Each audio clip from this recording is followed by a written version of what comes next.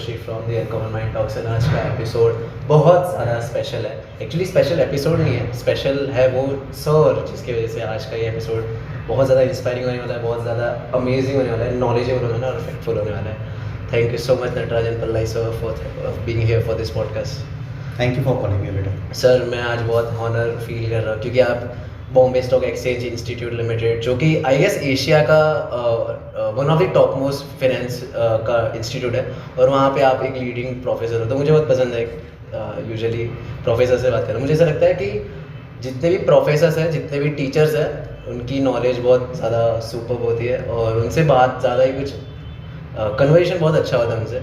और अगर आपकी बात की जाए, मुझे आपके साथ आपका एक जो बात वे है बात करने का, वो मुझे बहुत ज़्यादा पसंद है क्योंकि आप कोई भी बात करते हैं तो उसमें इकोनॉमिक्स भी आता है, उसमें मॉरल वैल्यूज़ भी आता है, उसमें लाइफ कोचिंग्स भी आती है. तो मुझे बहुत पसंद है.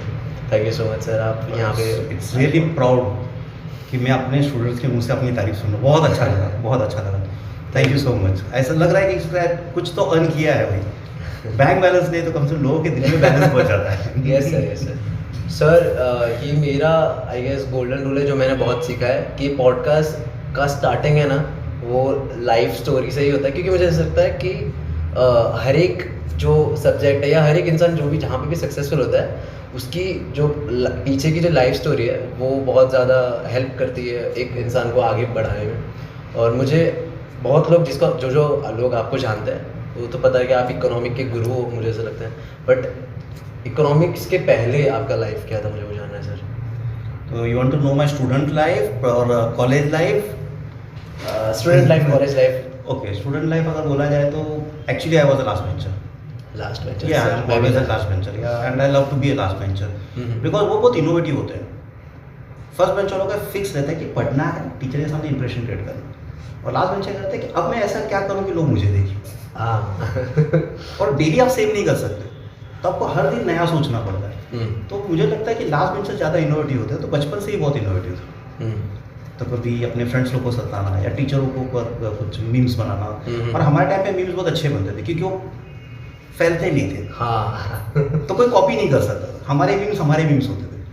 कोई टीचर का नाम रख गया, कुछ ऐसा. तो ऐसा बहुत सारे थे. तो आज भी वो टीचर्स मिलते हैं तो उनको वो नाम से याद रखते हैं. सर मुझे एक याद है, आप बीएससी का एक समथिंग कोई पेज बना था, मुझे याद नहीं है, अपने फर्स्ट सेमेस्टर में. हाँ. और आपका मीम बना था कि नटराजन पल्लाई जब भी लेक्चर आता है स्टॉक सब ऊपर चढ़ रहा है, ऐसा दिख रहा है. Oh really?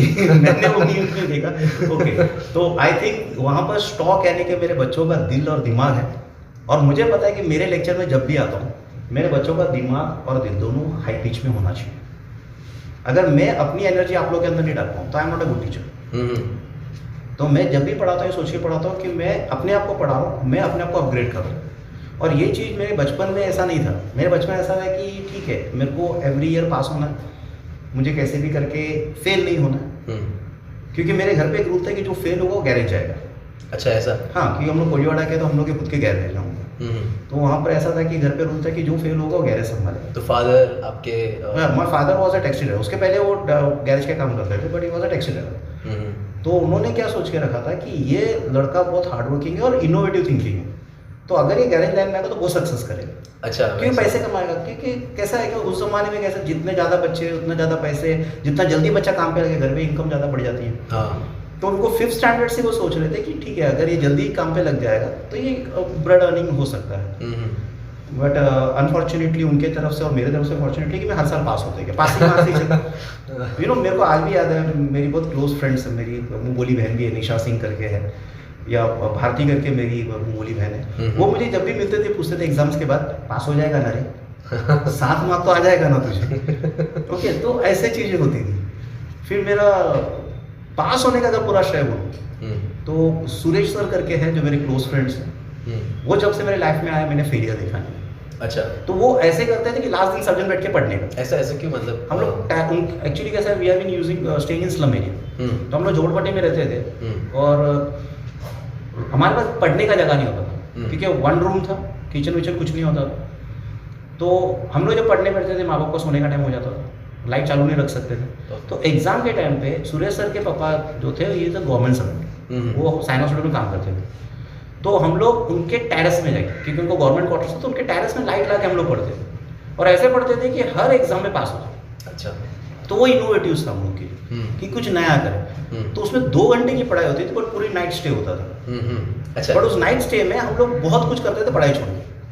बट जब एग्जाम लिख के आते थे तो 20 में से 7, 100 में से 35 आ जाता था। अच्छा, वैसे या मतलब पास तो होना ही है, पास तो होना ही। हाँ। तो बिकॉज ऑफ सुरेश सर मेरे पापा की इच्छा पूरी नहीं हुई कि मैं फेल नहीं हुआ। वैसा हम लोग का ही था। फिर end of the 10th standard खत्म हुआ तो मुझे लगा कि लाइफ में भी चेंजेस होने चाहिए। तो और ज़्यादा मस्ती करने लगा। कोलवाड़ा में थे तो फ्रेंड्स लोग अलग तरीके के लोग थे, तो यहाँ वहाँ घूमना फिरना चालू किया। और लाइफ में एक टर्न आया। My father was tested cancer positive, cancer उनको हो गया था। उनका कैंसर हुआ और it is the prime stage था। बट जब तक हमको पता चला तब तक वो एडवांस स्टेज में पहुंचे। अच्छा। फिर उनको वोकल कॉर्ड निकालना पड़ा, यहाँ पे होल्ड करना पड़ा उनको। It was a life changing process. अभी ऐसा लगा कि अब मेरे पास है क्या करने के लिए। अब मैं बाहर नहीं घूम सकता, क्योंकि गैरेज लाइन में सीखने का उम्र निकल चुका था। हाँ, कि गैरेज लाइन में सीखने का उम्र होता था 5th स्टैंडर्ड 6th स्टैंडर्ड। वो एक एज होता था जब 12 साल 13 साल 14 साल में इंसान सीख लेता था, और 15-16 साल तक वो कैरियर अपना बना लेता था गैरेज में। तो मेरा वो पीरियड निकल चुका था। फिर मैंने ट्यूशन्स लेना स्टार्ट किया 11th। तो फिर वो मेरा एक लाइफ चेंजेस आया कि पैसे की इंपॉर्टेंस मालूम पड़ी। तो फिर मेरे को कॉलेज के लिए फीस भरना है, पापा से मांग नहीं सकता हूँ। फिर मैं सुबह 4 बजे उठ के 5 बजे उठ के न्यूज़पेपर डालना स्टार्ट किया।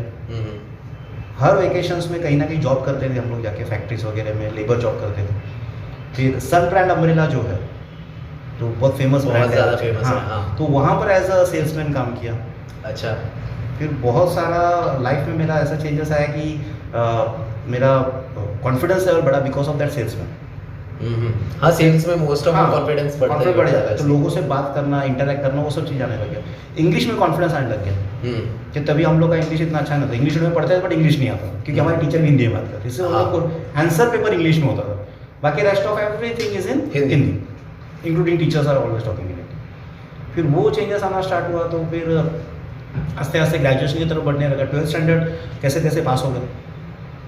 12th स्टैंडर्ड पास होने के बाद ऐसा हो गया कि मेरे सारे फ्रेंड्स लोग अलग अलग कॉलेज में चले गए। हाँ, आप अकेले रह गए? मैं अकेला गुरु नानक कॉलेज में रह गया। अच्छा। और मेरे उसके पीछे ऐसा हो गया था कि यार मैं अभी क्या करूँ, मेरे साथ तो कोई भी नहीं है। हाँ। तो हम लोग का ऐसा था कि हमारे ग्रुप में कोई भी अच्छा परफॉर्म करेगा, एक तू जा, तू मॉनिटर बन जा, तू जा, तू ये बन जा, तो हम लोग दूसरे को हेल्प करते थे। तो अब मैंने देखा कि why should I help others, why not my self. बराबर।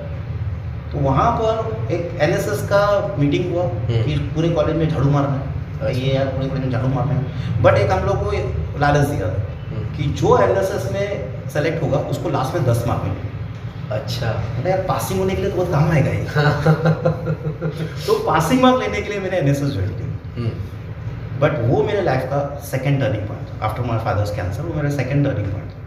तो जब वहाँ पर ज्वाइन किया, जब झाड़ू मार रहे थे, साफ सफाई क्या होता है, मुझे एक बार अपने व्यूअर्स को बता सकते हैं? NSS एक ऐसा स्कीम है बेटा जो गवर्नमेंट चलाती है कॉलेजेस में। It is national service scheme, जहाँ पर आपको दिखाया जाता है कि नॉट मी बट यू। उनका लोगो ऐसा है, not me but you. Blue colour का उनका लोगो है, उसमें रेड कलर के कुछ निशान। वो उसके पीछे रीज़न है कि आसमान जैसा ब्लू है और तुम यंग ब्लड, पूरे आसमान में तुम्हें छाना। That was the logo. And not me but, यानी कि पहले तुम अपने आप को नहीं देखो, पहले तो सोसाइटी की सेवा करो। तो NCC इज फॉर डिसिप्लिन, तो NSS इज फॉर सेवा।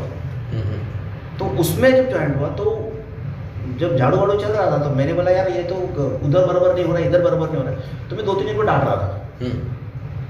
तो डांट रहा था तो किसी ने देखा मुझे कि तो डांट के काम करा रहा है। सेकेंड डे कॉलेज में आके देखा तो बोर्ड के ऊपर नाम लिखा। पहली बार जिंदगी में अपना नाम बोर्ड पे विदाउट कंप्लेंट ना। कंप्लेंट की वजह से तो बहुत सारे नंबर आ चुके थे बोर्ड में। लास्ट बेंचर था तो कंप्लेंट आते रहते थे। तो विदाउट कंप्लेंट मेरा नाम कुछ पॉजिटिव चीज़ के लिए कि he is been selected as an assistant leader. ये कैसे हो गया?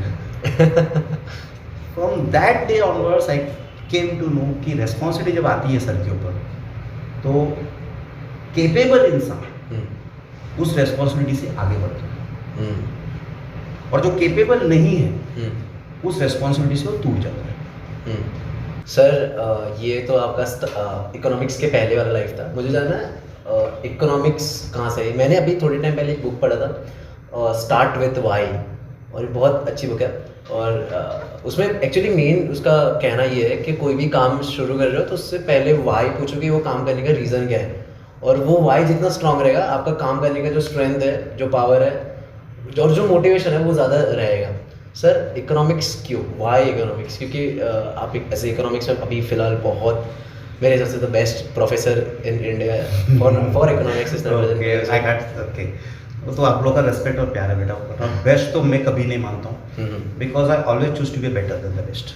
सर हमारी लाइफ में तो आप ही हो फिलहाल। नहीं मैं वही बोलूँ, तो तुमने मुझे रोक दिया है, तुमने मुझे सीमांकित कर दिया है, तुमने मुझे बांध दिया है कि सर आप बेस्ट हो, इसके आगे आप नहीं जाओगे। हाँ, तो I always prefer to be better. तो ये बेस्ट वाली थिंकिंग नहीं होनी चाहिए। यस, बिकॉज तुम रुक गए एक जगह में आके, आप कंफर्ट जोन में आ गए कि बेस्ट हो के आगे कुछ नहीं करना। आई बिलीव इन बेटर, तो how much more I can be better, because superlative में जाना ही नहीं मुझे कंपैरेटिव में ही रहना कि मैं बेटर हूँ, इससे और बेटर कैसे हो सकता। और वो तो अगर मैं बेस्ट हो जाएगा तो मेरा ग्रोथ रुक जाएगा, तो मुझे वो सेटिस्फेक्शन जाना ही नहीं। और इकोनॉमिक्स यही सिखाता कि सेटिस्फेक्शन नहीं होना चाहिए। तो unlimited what diminishing margin, limited means है हमारे पास। और मेरा कोई भी, अगर आज मैं बोलूँगा कि अंबानी से अमीर कोई नहीं है, तो बोलूँगा फिर वो काम करना क्यों नहीं बंद कर रहा? वो और बेटर करना चाहता है। वो तो इंडिया में अमीर हूँ, मैं एशिया में अमीर बनना चाहता हूँ, वर्ल्ड में अमीर बनना चाहता हूँ, और बनने का उसे मेंटेन करना चाहता हूँ। एक बार बनने का तो रुकूंगा नहीं, तो उसे मेंटेन रखना ज़्यादा इंपॉर्टेंट, बिकॉज मेरे से भी पहला कोई नंबर 1 है, आज मैं नंबर 1 हूँ, और मेरे बाद कोई नंबर 1 ना हो जाए, तुम जो मेंटेन करो। तो it's always preferable to be better than the best.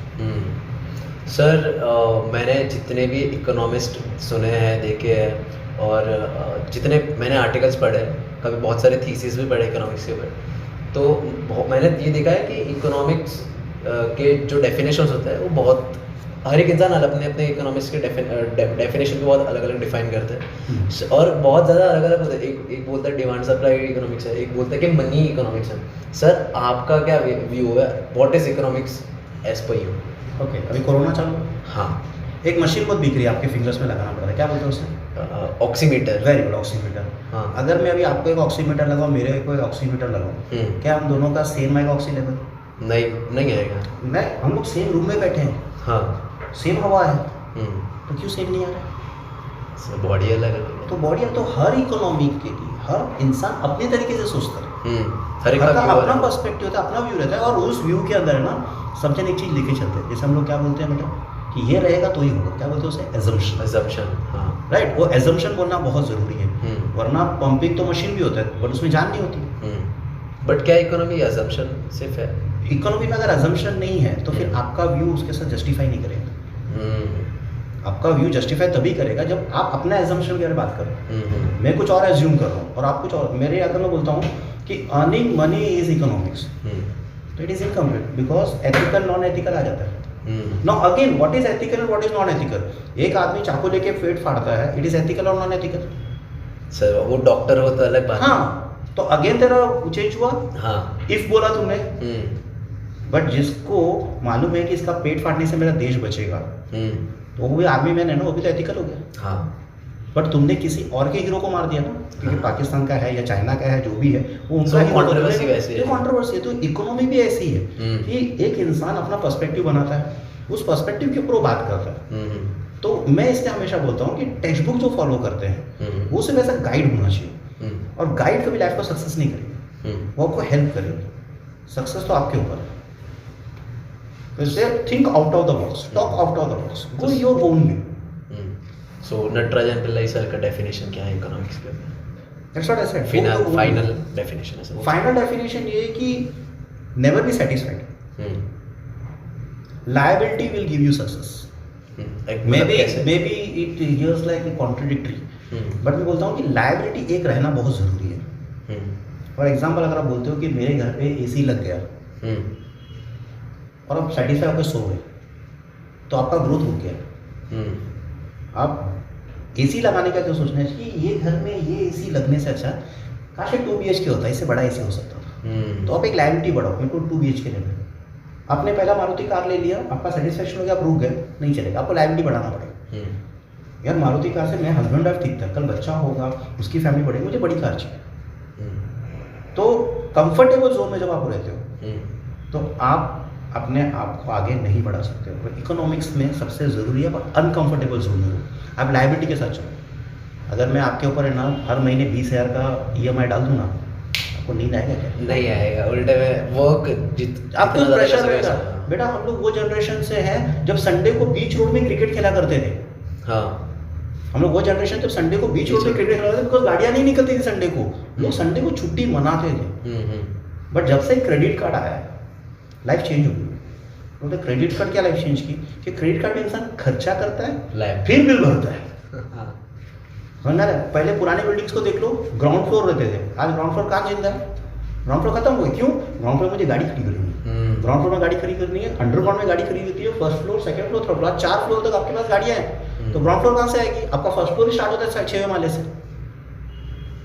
तो ये चेंज होती रहेगी और इकोनॉमी का कोई डेफिनेशन नहीं है।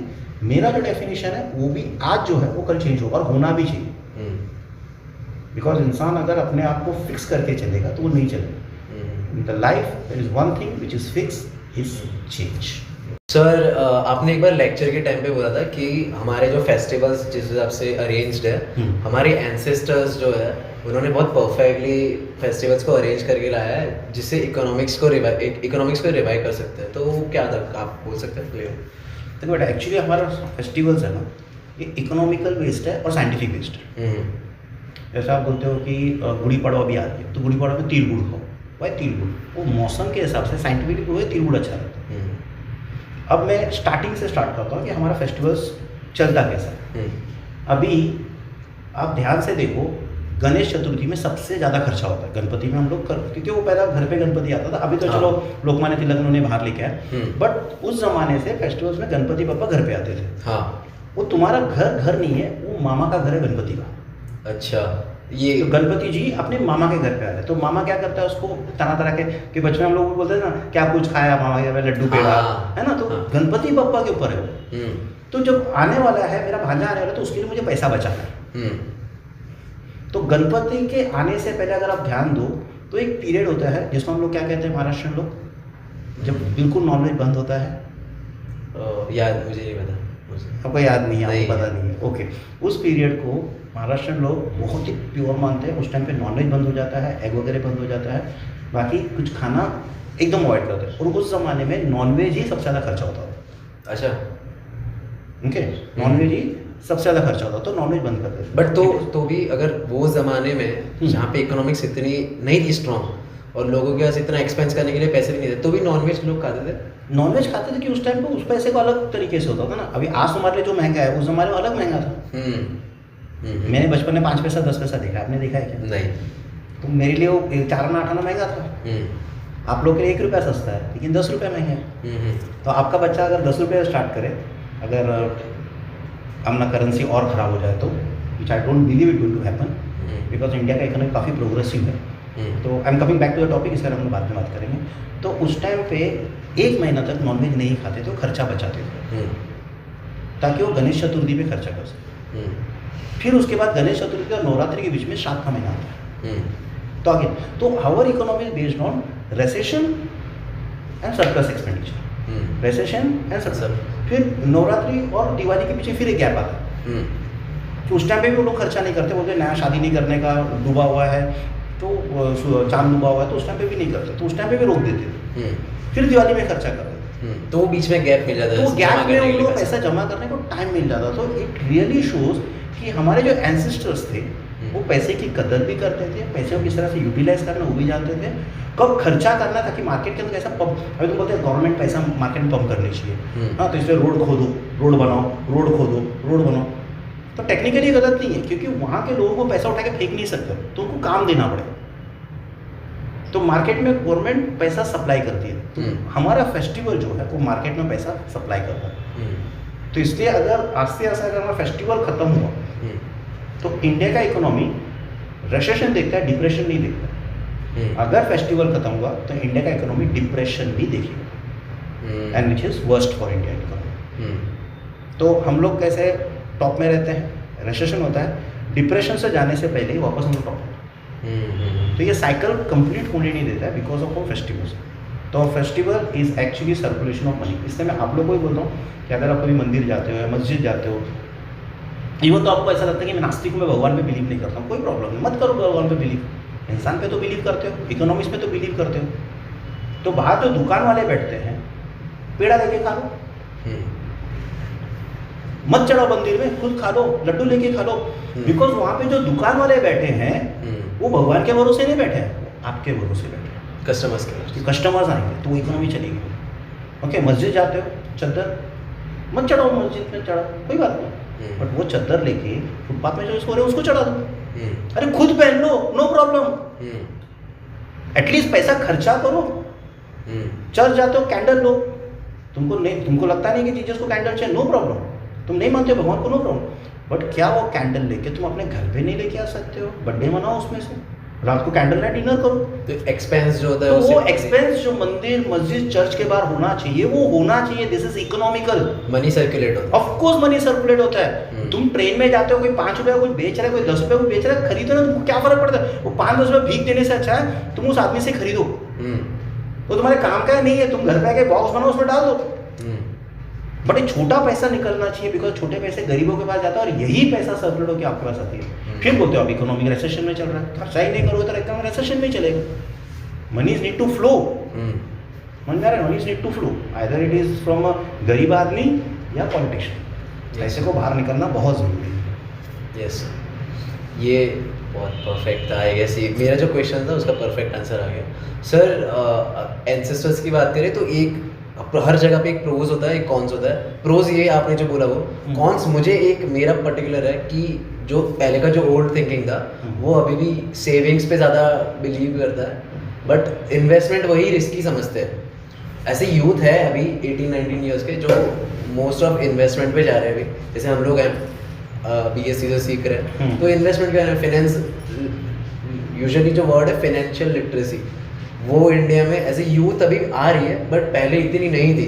आई गेस 2 जनरेशन, जैसे आपकी जनरेशन से भी पहले वाली जनरेशन, पहले लिटरेसी नहीं थी ऐसा नहीं था, पहले का कंफर्ट जोन अलग था। अगर तुम मुझे आज से एक 20-25 साल पहले, जब मतलब टुडे आई एम 46, तो आप मेरे को 20-25 ईयर्स के पहले पूछते हैं ना, तो मैं क्या होता ना, मैं 20-25 साल की उम्र में एक एक्स्ट्रा घर होता, एक दुकान होता, भाड़ा आ जाता, मेरे को काम करने की क्या जरूरत है? हाँ, तो तभी का माइंड सेट था। तो माइंड सेट था कि मेरे को लाइफ में रिलैक्स होना है, कंफर्टेबल होना है, मेरे को न्यूज़पेपर हाथ में लेना है, पैर पे पैर डालना है, व्हील चेयर में अपना आराम से चेयर में बैठना है और पढ़ना है न्यूज़पेपर।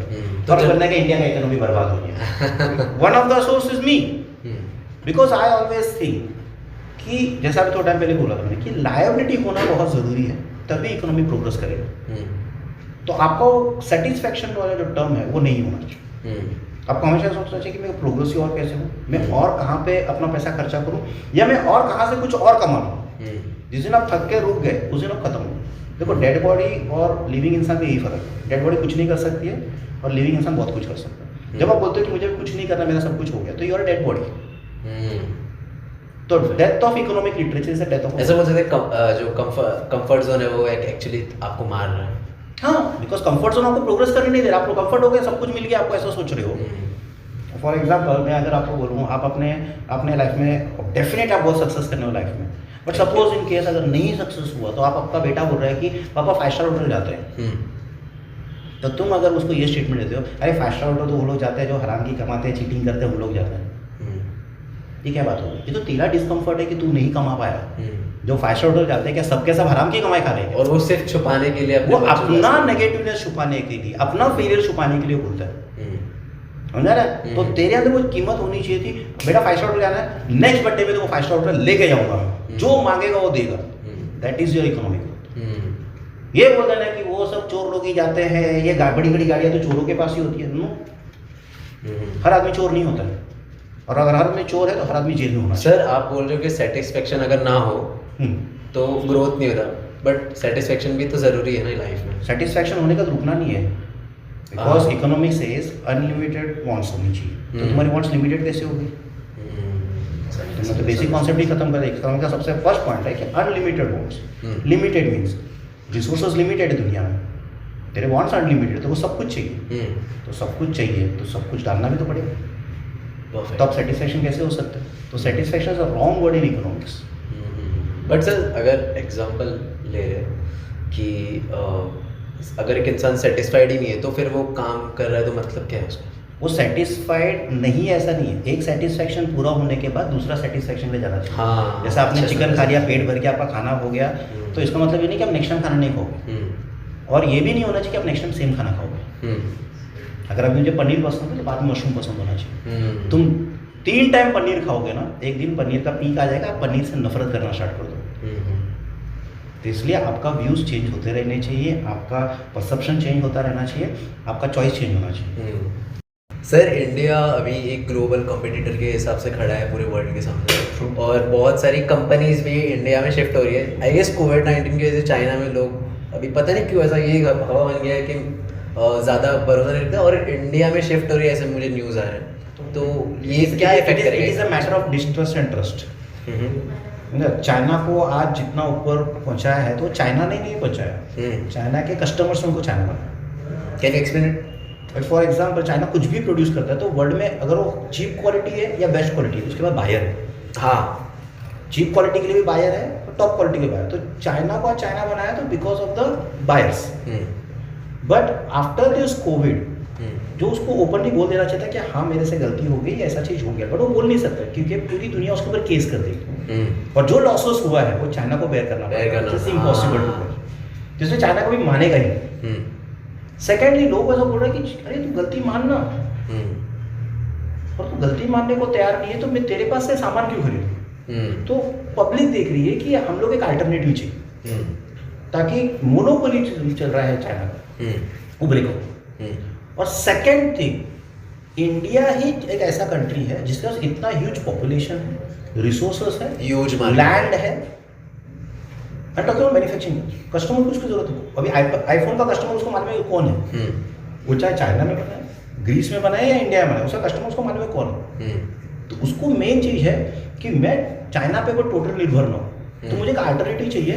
तो technically advanced, educated qualifications people, और आज टेक्निकल नो हाउ में इंडिया काफ़ी आगे है। वरना बड़े बड़े कंपनियों के सीईओ इंडिया नहीं होते, इंटरनेशनल कंपनी के सीईओ इंडिया नहीं होते। तो हम लोग ने अपना कैलिब्रिटी प्रूफ कर दिया है वर्ल्ड में।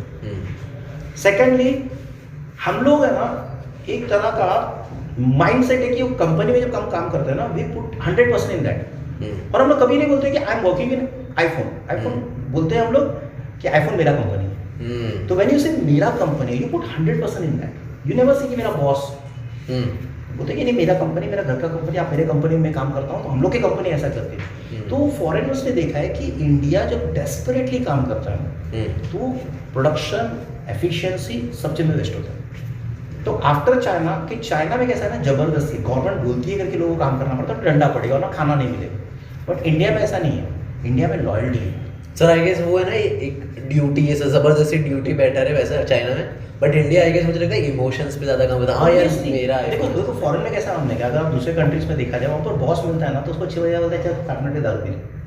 चल, बट हम लोग है ना 15 साल पहले भी जॉब छोड़ दिया, हमारा बॉस देखे ना उसको रेस्पेक्टफुल सर कैसे आप, चाहे हम आज उससे बड़े हो गए हो, बट उसको छोड़ते नहीं, सर आप कैसे, उसके सामने बैठ के धर्म नहीं पिएंगे तो अलग हो जाएंगे। तो वो रेस्पेक्ट, अगर वो रेस्पेक्ट है करके आज हम लोग इंडिया में, बिकॉज इंडिया में रेस्पेक्ट सबसे आगे होता है, प्रोफेशनलिज्म सबसे आगे होता है, और ये दोनों चीज़ें कंबाइन होकर चलती है।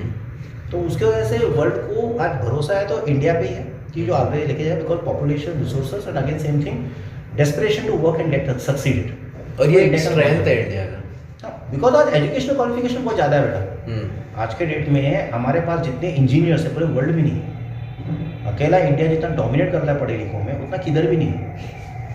तो वो चीज़ बहुत ज़्यादा चल रही है। सर लेक्चर्स के टाइम पे आपने बहुत सारे फैक्ट्स बताए थे, एक इकोनॉमिकली, ह्यूमन साइकोलॉजी के ऊपर। उसमें से एक फैक्ट मुझे अभी भी याद है कि सर आपने 2 साल पहले मुझे बोल दिया था फर्स्ट लेक्चर में ही कि 2000 के नोट है ना बहुत मार्केट में कम होने वाले, शॉर्टेज होने वाला है, और गवर्नमेंट कहीं ना कहीं पे थोड़े टाइम बाद 2000 की नोट मार्केट में नहीं रहने वाली है। और वो आज भी मेरे बहुत सारे दोस्त हैं मुझे व्हाट्सअप कहते हैं यार ये न्यूज़ पक्की है कि 2000 की नोट बंद होने रही है, और मैं मुझे बोलता हूँ हाँ सही, नटराजन पिल्लाई सर ने मुझे 2 साल पहले ही बोल दिया था। देखो जब पहली बार जब 2000 का नोट आया था तो हम लोग के माइंड में एक था, क्योंकि इससे पहला जो डिमोनेटाइजेशन पहला नोट था तो वो था हमारे पास 500 और 1000 का नोट। तो सबको क्या लगा कि डिमोनेटाइजेशन के बाद 500 और 1000 का नोट आएगा, बट अचानक से इस गवर्नमेंट ने 2000 का नोट निकाला। तभी मेरा माथा ठनका था कि 2000 का नोट क्यों निकाल रहा, because as an economist I know कि जितना बड़ा नोट उतना गरीब देश। अब पाकिस्तान में 5000 का नोट है, कोई देश में 10,000 का नोट है, किस देश में तो 1 लाख का भी नोट है, आप एक पेप्सी पीने जाओ तो 1 लाख रुपया देना पड़ेगा, मैं उसमें जाना नहीं चाहता हूँ। बाली थाईलैंड या थाईलैंड हो गया, राजी हो गया, तो मुझे उसमें जाना नहीं है अभी उसमें, क्योंकि हम लोग टोटली इंडिया की बात कर रहे हैं। तो मेरा माथा में टनका यार ये देश को गरीब करने वाला है क्या मोदी।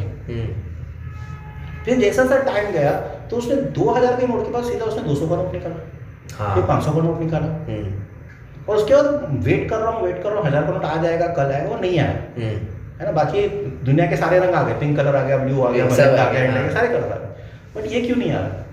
तो रियलाइजेशन जैसे ही होगा कि स्टैटिस्टिकली देखना स्टार्ट किया कि इंडिया का जो ग्रोथ रेट है, और अचानक एक बंदा आके बोल रहा है कि हम लोग 5 ट्रिलियन क्रॉस करेगा, तो फिर स्टार्टेड जॉइनिंग डॉट्स, मुझे दिखा कि ये तो कुछ झूल कर रहा है। हाँ, एंड यू नो दैट कि द डेवलप्ड नेशंस, अभी अमेरिका ले लो, ब्रिटेन ले लो, तो इन लोग का सबसे बड़ा नोट क्या है, 100 रुपये। हाँ, है ना, 100। और अब आज भी वो लोग चिल्लर में जी रहे, जैसे मैंने बोला था, आपने 5 पैसा 10 पैसा देखा क्या? आपने नहीं देखा, मैंने देखा, बट ये खुशी की बात है, दुख की बात है कि वी लॉस्ट आवर सेंट्स। जो आज भी अमेरिका वगैरह में सेंट्स चल रहा है, चिल्लर चल रहा है, हमारे देश में चिल्लर नहीं चलता। तो अगर 2000 का नोट को मैं हटा दूं तो इंडिया का सबसे बड़ा करेंसी क्या हो जाता है, 500, यानी कि सीधा 1500 गायब। तो अगर टेक्निकली देखा जाए, अगर मेरा प्रेडिक्शन रॉन्ग नहीं है, तो 2000 का नोट छपना भी बंद हो चुका है। और अगर आप एक 10,000 रुपया लेके बैंक में लाइन में खड़े हो, जिसमें 2-2 हज़ार के 5 नोट है, और मैं आपके पीछे खड़ा हूँ, मेरे को 10,000 रुपया निकालना है, तो बराबर से ऑब्जर्व करना, कैशियर आपका 10,000 लेके मुझे वो 10,000 नहीं देता है, वो 2000 के नोट को ब्लॉक में डालता है, अपने कैबिन में डालता है, और मुझे 500, जबकि उसके लिए बहुत ईजी था कि यहाँ से 10,000 लिया, मैं तो 10,000 दे दिया, अकाउंट वहाँ पे सेटल हो गया। बट नहीं, वो 2000 का नोट टेबल में डाल रहा है और 500 का नोट आपको दे रहे हैं। तो जब ये सब डॉट्स को मैंने जब ज्वाइन किया, जैसे कि हमारे अमित शाह बोलते हैं क्रोनोलॉजिकल देखा, तो जब मैंने ये क्रोनोलॉजिकल देखा, तो आई एम 100% श्योर कि एक दिन हमारी गवर्नमेंट में से कोई आएंगे, शायद मोदी जी आएंगे या अमित शाह आएंगे या कोई और आएगा, सीता मैडम सकती है और आके बोले कि आज से 2000 का नोट टोकन मनी नहीं है। और तब कुछ लोग बंडल लेके जाएंगे चेंज करने के लिए, तो गवर्नमेंट बोलेगी जब मैंने कहा था कि सारे पैसे बैंक में होने चाहिए, तो तेरे पास इतना कैश क्या कर रहा है। तो अभी भी हल्ला हंगामा बचेगा, अरे गवर्नमेंट ने पैसा डुबा दिया, पैसा डुबा दिया, पैसा। पहली बात तो गरीब आदमी क्या 2000 का 5 नोट हो सकता है, हाँ 1000 नोट क्यों होता है। अगर रोएगा तो गवर्नमेंट तो बोलेगी ठीक है 1 लाख तक 2000 का नोट तो लाके दो, बट 1 लाख से ज़्यादा आपके 2000 का नोट क्या कर रहा है। तब जब क्वेश्चन रेस होगा, तभी ये जो ब्लैक मार्केटिंग वाले या जो बिल्डर्स है या जो कैटरर्स वाले जो कैसे डील करते हैं, जो डिमोनेटाइजेशन में बच गए अभी पर यहाँ पे। हाँ, तो यहाँ तो जिन्होंने डिमोनेटाइजेशन में किसी को पकड़ के जो काम करा के लिया वो वापस फंसे, ठीक है, उन्होंने 2-2 हज़ार बना के रखा हुआ। तो आई थिंक जल्द से जल्द मोदी गवर्नमेंट 2000 का नोट को बंद करना चाहिए और इंडिया को डेवलपिंग वर्ल्ड से, अभी डेवलप तो नहीं बोल सकता हूँ, but it should be super develop. बहुत फास्ट ग्रोथ हो रहा है, because I believe in only 2 terms, either you are developed और नॉट डेवलप्ड। सर अमेरिका तक पहुंचने में कितना टाइम लगेगा? मे बी 20 ईयर्स, 20 साल में। अगर ये स्पीड से चला तो मे बी 20 ईयर्स। अमेरिका खुद आज परेशान है, आफ्टर आत्मनिर्भर उन्होंने पहले सोचा जोक है करके, बट अमेरिकन का 2 दिन पहले एक न्यूज़पेपर में आर्टिकल आया था, अमेरिकन इकोनॉमिस्ट का एक आर्टिकल आया था, बोलता है कि आत्मनिर्भर को जितना लाइटली लिया जा रहा है उतना लाइटली नहीं, अगर ये सक्सेस कर दिया तो इसका ग्रोथ रेट अमेरिका से भी ज़्यादा होगा। हम लोग 12% सोच रहे हैं, ये 12% नहीं, बाय द गॉड ग्रेस अगर सब चीज़ सही तरीके से चली तो Indian growth will be 22% plus, 20% above में प्रेडिक्ट कर। शायद अभी जोक लगे, मेरा इंटरव्यू देखने वाले भी शायद हंसे मेरे पर, बट याद रखना जब भी कोई इंसान ट्रेंड के बाहर बात करता है तो लोग उसके पहले हंसते ही हैं, और जब होता है तो बोलता है हाँ एक पागल नटराजन सर था उसने बोला था, ये हुआ। तो इंडिया 20% जाएगा, किसी ना किसी में जाएगा। जब मुगल पहले हम जा सकते थे, हाँ, तो अब तो आज क्यों? तो definitely India will be a hub, India will be leader financially. In fact आज अमेरिका पाकिस्तान बोल रहा है कि हमसे बैठ के बात करो, चाइना बोल रहा है कि बैठ के बात करो, तो यानी कि मसल्स में भी हम लोग बड़े हैं, फाइनेंस से भी बड़े हैं, और दिल से तो बोलने की जरूरत ही नहीं। वो तो इमोशंस तो इंडिया में पहले से नहीं, हम तो है इंडियन, तो दिल तो हमारा बड़ा है, ये प्यार तो हमारे भरपूर है। नहीं होते। Thank you so much. Thank you.